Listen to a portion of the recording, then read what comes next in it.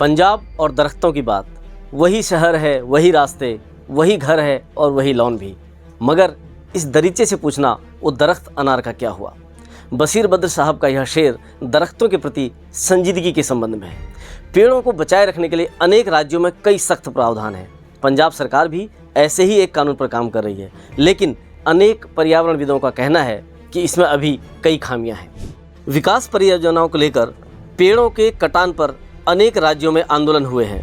यूं तो एक पेड़ के बदले 10 या 15 पौधे लगाने की अनिवार्यता है, लेकिन इस अनिवार्यता में भी चालबाजों ने झोल पहचाने और फ़ायदा उठाया। कहीं सीजनल फूलों के पौधे को लगा दिए गए और कहीं पेड़ कटे किसी इलाके में और पौधे लगाए गए वहां से सैकड़ों किलोमीटर दूर।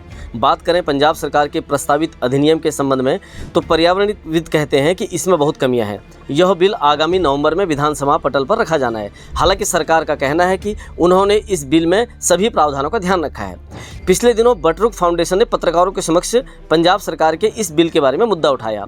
पर्यावरणविद समिता कौर, डॉक्टर मंजीत सिंह, कर्नल जसजीत सिंह गिल और इंजीनियर कपिल अरोड़ा के अलावा अनेक प्रकृति प्रेमियों ने इसमें शिरकत की और सरकार पर आरोप लगाया कि उनकी बातों को नहीं सुना जा रहा है। वक्ताओं ने बताया कि उन्होंने विधानसभा के मानसून सत्र के दौरान ईमेल अभियान भी चलाया। इन लोगों का दावा है कि पंजाब एक बड़े पर्यावरणीय संकट से जूझ रहा है और दुख की बात है कि सरकार द्वारा प्रस्तावित वृक्ष अधिनियम में प्रमुख बिंदुओं का अभाव है। हालांकि पंजाब सरकार इस बात से इत्तेफाक नहीं रखती है।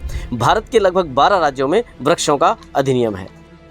पंजाब हो या कोई भी राज्य, विकास की व्याख्या स्पष्ट होनी चाहिए, यानी सामरिक महत्व को छोड़कर अन्य मामलों में पेड़ों के कटान के नियम बहुत सख्त बनाए जाने चाहिए। साथ ही हेरिटेज वृक्षों का संरक्षण भी। पेड़ों को लगाने और उनके संरक्षण को लेकर किसानों के हित का भी ध्यान रखा जाना चाहिए।